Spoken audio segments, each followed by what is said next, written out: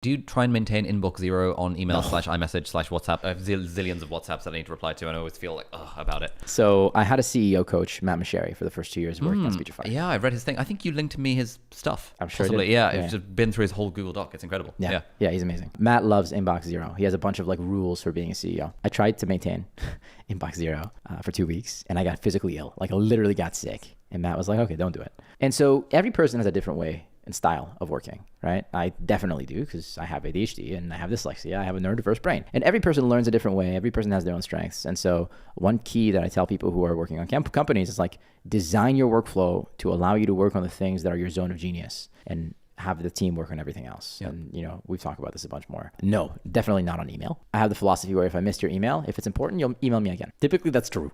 For iMessage, it's more personal. So I do make sure that I respond to all the iMessages. And so that, does stay. And that's not very hard because you can just heart something. You can leave an audio message. Like iMessage is easy. WhatsApp is relatively easy. I leave groups on WhatsApp as quickly as I can.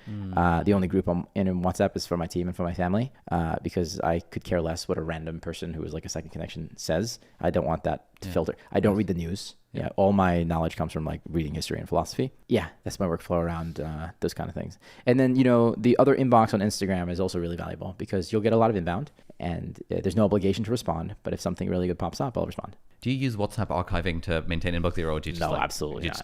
Yeah, no, I don't archive on email. I don't archive on WhatsApp. I don't archive on iMessage. I just let it flow. And then if it's important, it comes back. I do on email star things. And then every month or so, I'll go on the stars and I'll go look through and I'll go, what's important that I missed? And 90% of those things, a month later, they're not relevant and not important anymore. Yeah. Unless you're working for like 911 or the police, nothing's actually urgent. If it's important, they'll message you again.